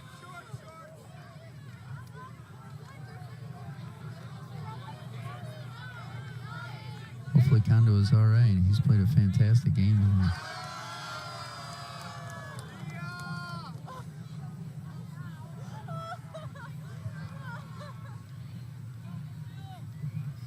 And he's come through with 2 goals in this matchup. He also set up what was the third off the handball in the box, resulting in the penalty kick.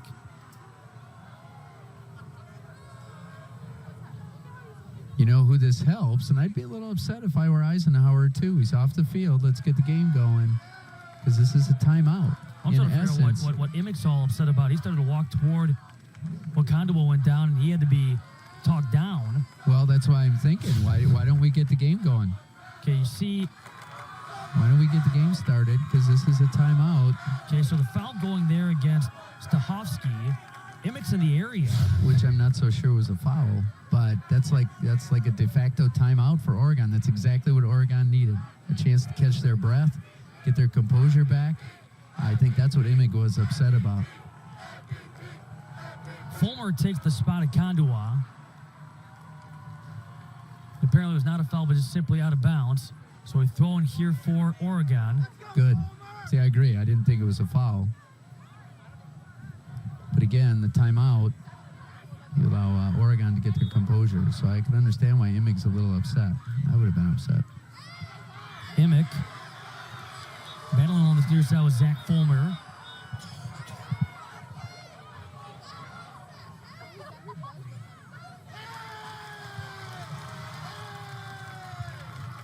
Now Nick Borden.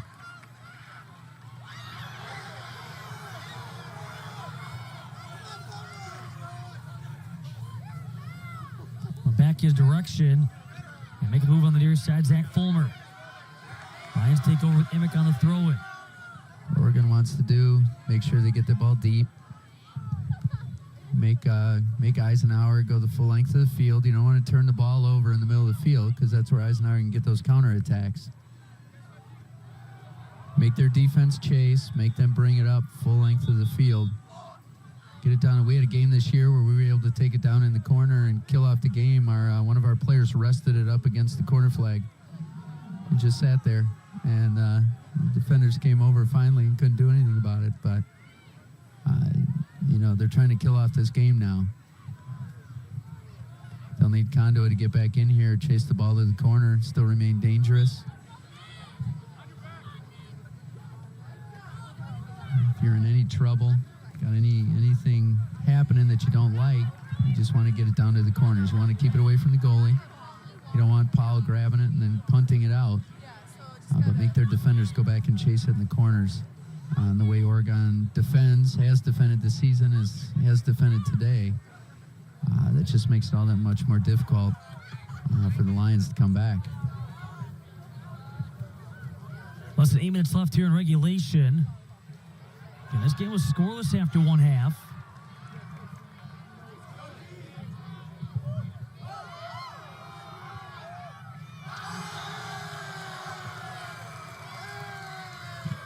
Again, that's one of those plays where it's great. You're taking it to the middle of the field, but luckily they got a foul out of it. But you don't want to turn it over there, especially when you got some of your players moving up the field to attack. Leave yourself shorthanded in the back. Just want to get it outside. There you go. Get it to that corner. There we go. Nice job by Borden. And if nothing else, there you go. They got a kick from the corner. They got to come a ways to score. And again, to show you just how tough it is for the Lions, or anybody for that matter, to score a goal against the Panthers. It's only the second goal they've allowed here in the postseason. It's only the 14th they've allowed all year. And again, 9 of those came in the first 3 games. Yeah, it's just amazing what they've done defensively after those first few games.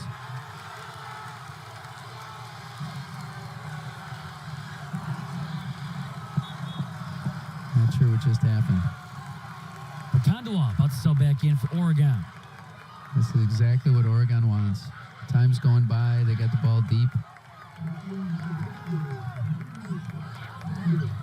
Get it to the corner. As the Panthers will throw it in with Nick Borden. So Kandua. And this is a lengthy substitution. Uh-oh. Taking Zach Fulmer some time to sub out. But he may be getting a yellow card for pulling up play.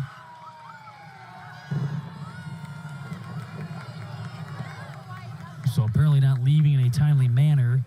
He waited for Condowa to come all the way onto the field before those two crisscrossed. It's such a tough thing. You know, you get the yellow card, that's great because that's what he deserved, but you still lost that time. You know, so he accomplished what he wanted.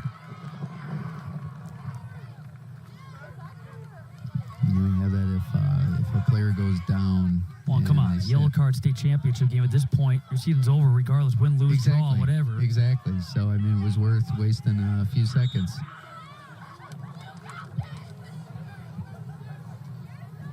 Condowa. And the Lions again will put it back into play on this goal kick with Jordan Powell. Here we go. Eisenhower still has a little life here. They can really push. Off Bennett. Emick.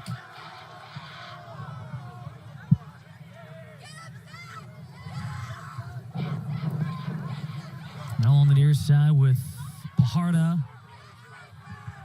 With the France. But he's played well. After the Lions coming off that bench.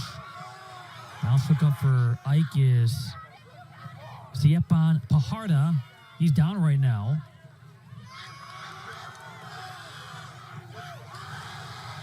Off the trip up, in Condowa taking down Emick. We have an injury stoppage. Focus right now is on Pajarda, but Emick is down as well.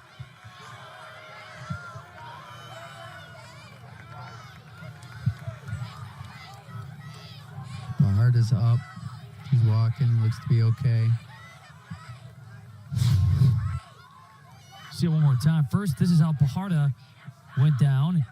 Well, trainer came out, so is he going to make... Someone's leaving, right? Emick's got to leave. Here's where Emick was taken down on the tackle by Condowa. Indeed, Emick is making his way toward the Lions sideline.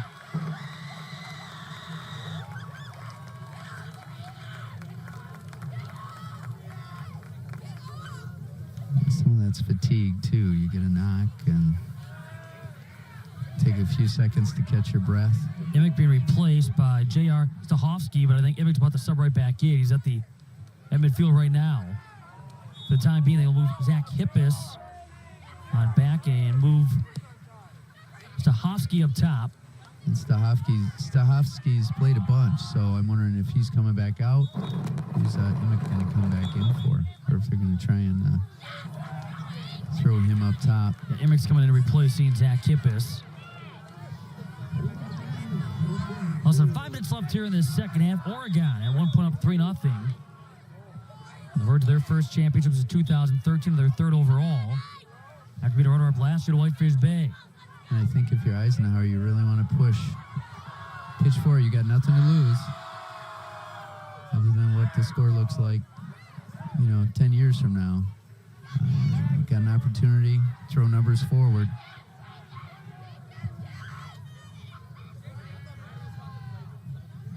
Nice job by Condowa. He's in trouble, so just play it down. Emick getting the pass from White. And the throw in here for Stahovsky. Ouch, I think Schaefer hit himself.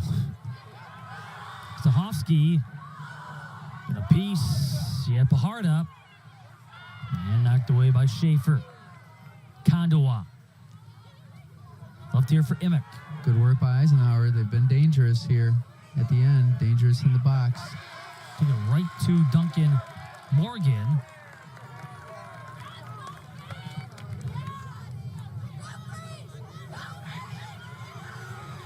The outside with Russell.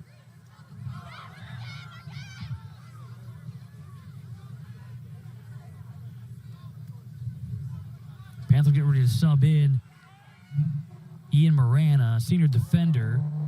Had a yellow card last year in the championship matchup. Second team all-conference selection this year.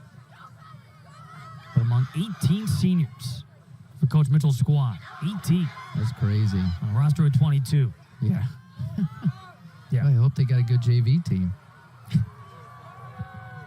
Lions do. Well, they got Bierke coming back, so. Lions have a JV team that were undefeated this season. That's awesome. And knowing, here you are, and knowing you need to get a little better, and you've got that kind of kind of thing coming forward. You got good players coming up. Like we said before, for New Berlin Eisenhower and Coach Dombrowski, things are good. Things are going to get even better. Well, apparently another injury stoppage, and a lot of people just kind of standing around. I don't know what the holdup is. But a substitution happening now. And Russell, the shook-up Panther, being replaced by Ian Moran. Been a long last 10 minutes. Yeah, holy cow, a lot of stoppages here. But that's the goal. The ref has that option so that New Berlin Eisenhower has full time, and we're not wasting time or anything like that. Number of injury scares as well here in the last 7+.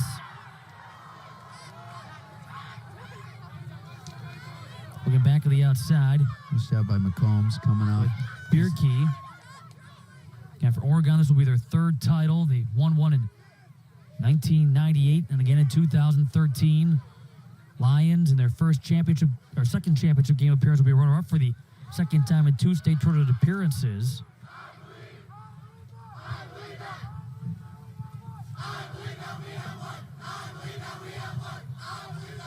Pajarda.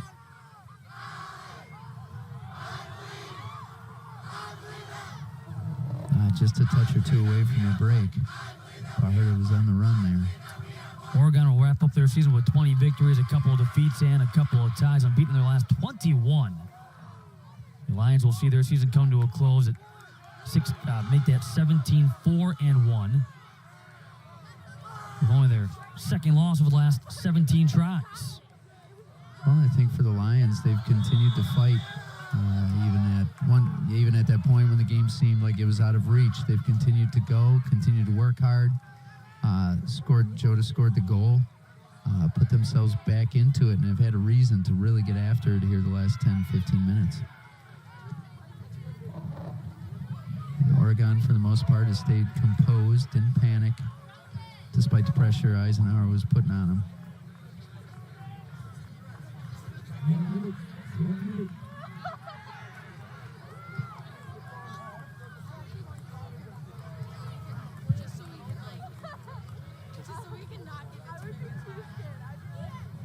AJ Casares. Oregon. Bennett. On the outside, that being Ian Moran.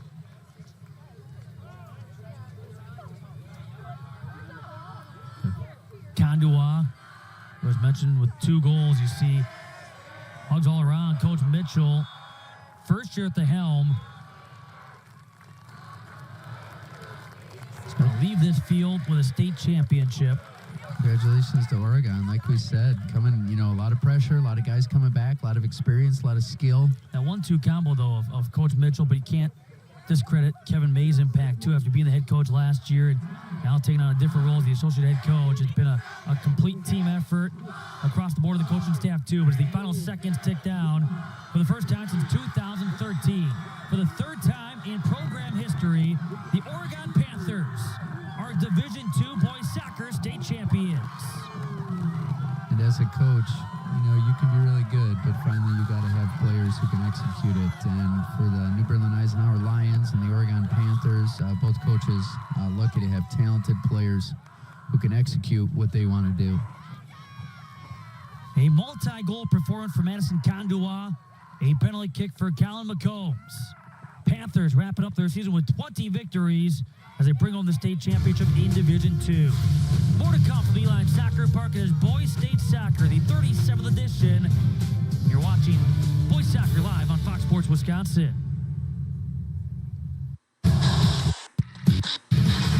On this prescription. What?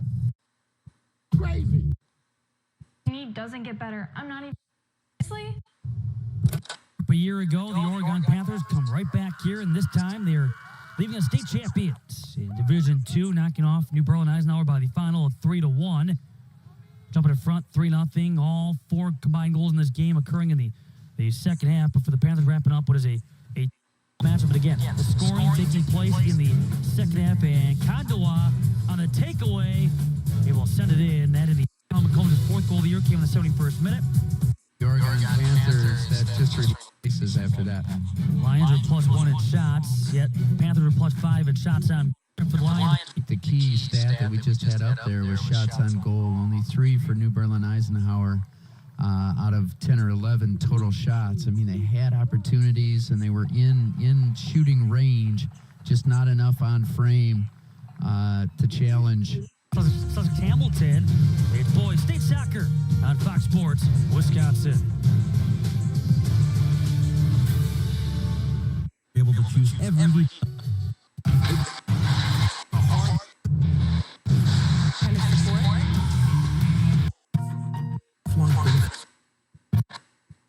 New boys soccer state championship matchup, a 3-1 victory for the Oregon Panthers out of the Badgers South Conference. The runner-up last year, they lost 6-1 last year. The championship game against Whitefish Bay came back with a senior class of 18. They get the job done with a 3-goal second half for senior Berlin Eisenhower with the runner-up trophy. The Lions, their second state tournament appearance, their first since 1997. Both years finishing as runners-up, but for the Lions, certainly nothing to hang their head about. A great year and some big wins along the way and getting back here for the first time since the late 1990s. And I think for the Oregon Panthers, that stinging loss last year in the state final, resonated with all those guys coming back, and they wanted to make sure that didn't happen again. And congratulations to New Berlin Eisenhower. Did a great job getting into the state final and played a good, solid game. Just not enough offensive firepower. 17-win season for the Lions, but it's Oregon. Their day to shine, their third state championship. Their first came back in 1998. They won the Division II title that year, knocking off Della Vendarian 3-2, and then their most recent state title came in 2013. Again, talk is in. Is that came? And asked about the daily championship. Fun beer, you could just tell. We'll next join you WIAA Boys Soccer State Tournament.